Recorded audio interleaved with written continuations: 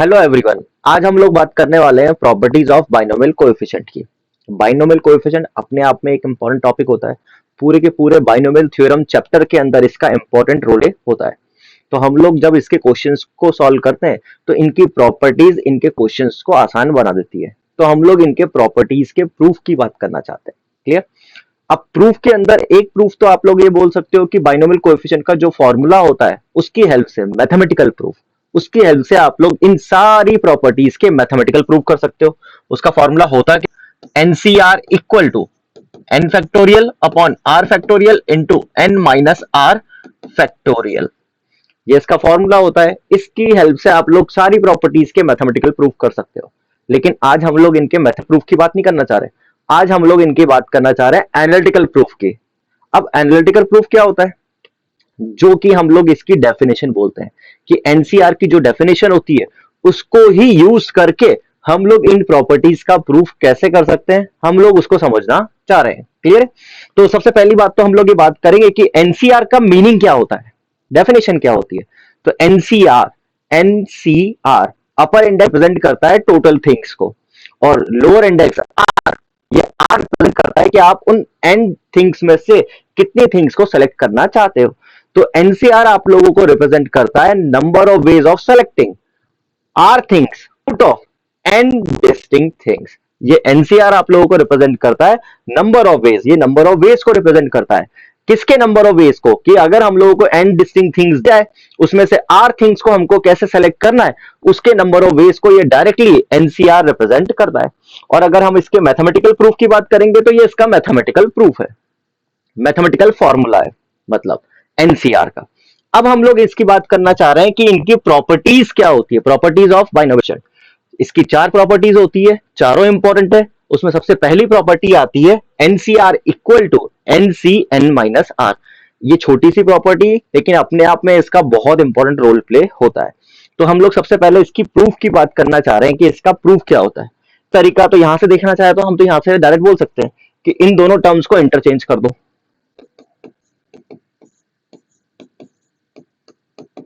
और इस are factorial को हम लोग क्या लिख सकते हैं? एन माइनस लिख सकते हैं। तो ये बेसिकली ये वही चीज हो गई। लेकिन हम लोग अगेन इस प्रूफ की बात नहीं करना चाह रहे।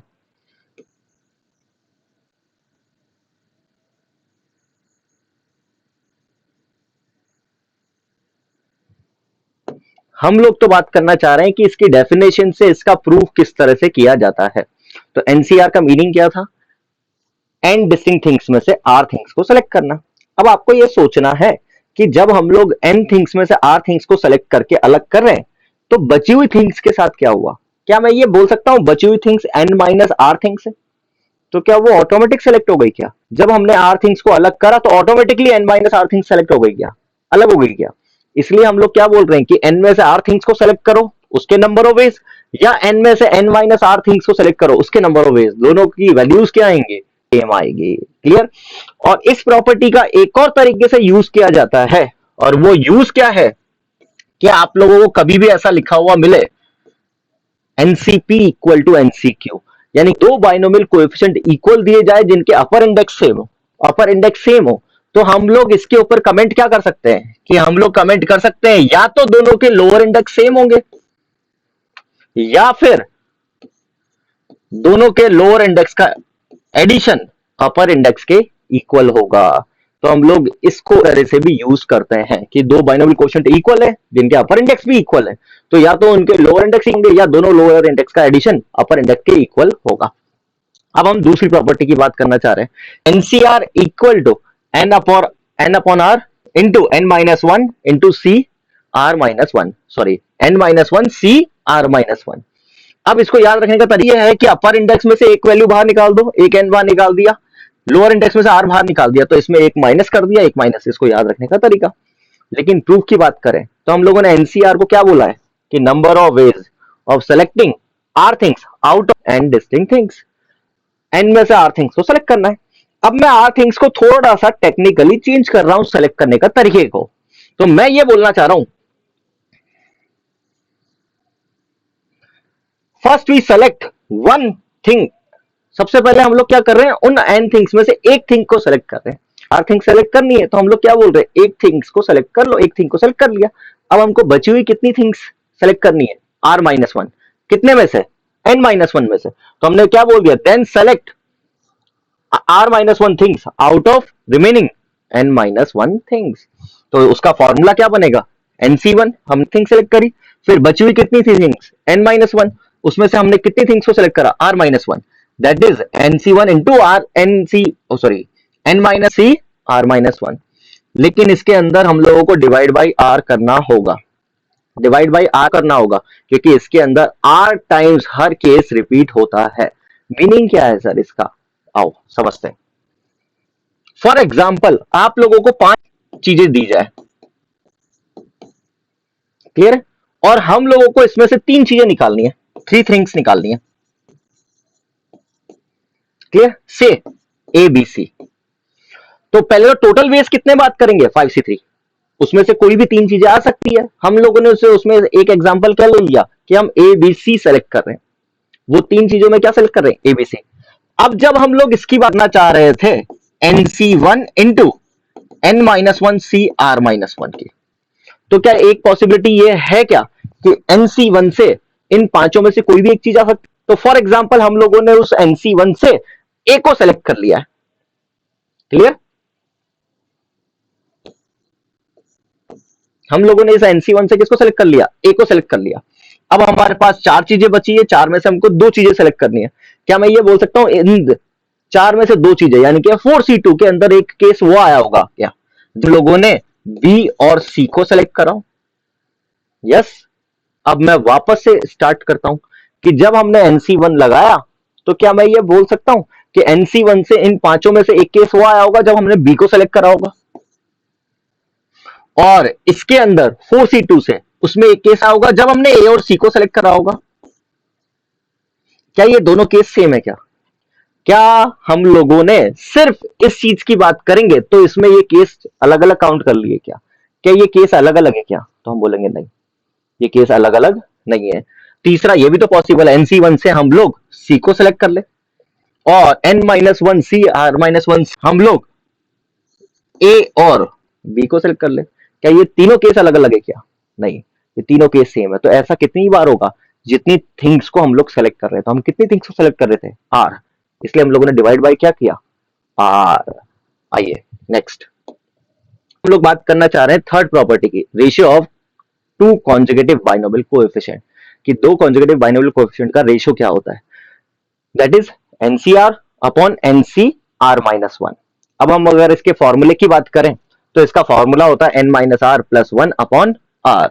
अब इसके प्रूफ की बात करें, आइए NCR को वापस पकड़ते हैं। तो NCR का मतलब क्या था, n में से r थिंग्स को सेलेक्ट करना। अब r थिंग्स को सेलेक्ट करने की बात कर रहे हैं, तो क्या हम लोग ये बोल सकते हैं क्या कि हम लोग अब की बार, पिछली बार सेकंड प्रॉपर्टी में हमने पहले एक थिंग को सेलेक्ट करा था फिर r माइनस वन को, अब की बार मैं एक काम को उल्टा करूं कि अब की बार मैं r माइनस वन थिंग्स को सेलेक्ट कर लेता हूं। First we select r minus things out of n distinct things. अब एक और चीज सेलेक्ट करना बाकी रह गया, तो बचेंगी कितनी थिंग्स, n में से जब r माइनस वन थिंग्स जाएंगी तो थिंग्स कितनी, n minus r plus one, इतनी थिंग्स बची, उसमें से कितनी थिंग्स सेलेक्ट करनी है हमको, वन। तो हमने सेलेक्ट करा, आओ n C r minus one, n में से r माइनस वन थिंग्स को सेलेक्ट करा, बची हुई थिंग्स में से एक थिंग को सेलेक्ट करा। अगेन सेम वे में कितने रिपीटेशन होंगे इसके, r, क्योंकि हम r थिंग्स को सेलेक्ट कर रहे हैं, तो डिवाइड बाय क्या कर दिया, r। तो ये हुआ क्या, NCR equal to NCR minus one into n minus r plus one upon r। इसको क्रॉस मल्टीप्लाई करेंगे तो ये रेशियो दिख जाएगा। तो हम लोगों को इस तरह से इस प्रॉपर्टी का प्रूफ भी कर सकते हैं। Next property, sum of 2 conjugative binomial coefficient. हम लोग 2 बाइनोमियल कोएफिशिएंट का सम की बात करना चाह रहे हैं, clear, that is NCR plus NCR minus one, और इसकी वैल्यू क्या होती है, n प्लस वन CR। अब हम इसके प्रूफ की बात अगर करना चाह रहे हैं तो हम लोग प्रूफ के लिए क्या बोल सकते हैं, आइए हम लोग क्या बोलना चाह रहे हैं कि हमारे पास n प्लस वन थिंग्स है। इस बार n प्लस वन थिंग्स है, उनके नाम मैंने फॉर एग्जाम्पल ये रख दिए, A1 A2 up to AN plus one. इनमें से r थिंग्स को सेलेक्ट करना है, तो इसका डायरेक्ट तरीका तो क्या हो जाएगा, n प्लस वन CR। लेकिन अब मैं आप लोगों को बात करना चाह रहा हूं कि हम इसको दूसरे तरीके से कैसे सेलेक्ट करते हैं। जब n+1 थिंग्स की आप बात कर रहे हैं तो इसमें कोई भी एक पर्टिकुलर को पकड़ लीजिए। फॉर एग्जाम्पल हम लोगों ने A1 को पकड़ा, तो A1 पे बाउंडेशन थोड़ना है कि A1 को हम लोग इंक्लूड करें या ना करें, आर सिलेक्शन के अंदर A1 को इंक्लूड करें या ना करें, कोई बाउंडेशन नहीं। तो हम दोनों केस की बात कर रहे हैं क्या, कि जब हम आर थिंग्स को सेलेक्ट करें तो हम लोग A1 को इंक्लूड भी कर सकते हैं और नॉट इंक्लूडेड हो सकता है हमने इंक्लूड ना करा हो। अब A1 को अगर आपने इंक्लूड करा आर थिंग्स में, तो अब आप लोगों को R-1 थिंग्स ही सेलेक्ट करनी बाकी रह गई। कितने में से n+1 टोटल थिंग्स थी, एक ऑलरेडी सेलेक्ट हो गई, तो n NC R-1। ये कौन सा केस, जब हमने A1 को इंक्लूड कर लिया। अब हम बात कर रहे हैं A1 को इंक्लूड ना किया हो, A1 को इंक्लूड ना किया हो तो हम लोग क्या बोलेंगे, हमको R थिंग सेलेक्ट करनी है, A1 को हमने हटा दिया तो हमारे पास ऑप्शंस कितने बचेंगे, n, दैट इज NCR। तो लोग जब NCR n+1 CR की बात करेंगे तो इसका मीनिंग क्या था, n+1 थिंग्स में से R थिंग्स को सेलेक्ट करना। तो हम लोग बोलना क्या चाह रहे हैं कि A1 को हमने हो सकता है सेलेक्ट किया हो सकता है नहीं किया हो सकता है किया हो, तो उसके नंबर ऑफ इज NCR-1, या ना किया हो, या के लिए हम लोग क्या यूज करते हैं, प्लस। और जब नहीं किया तो उसके नंबर ऑफ एज कितने हैं, NCR।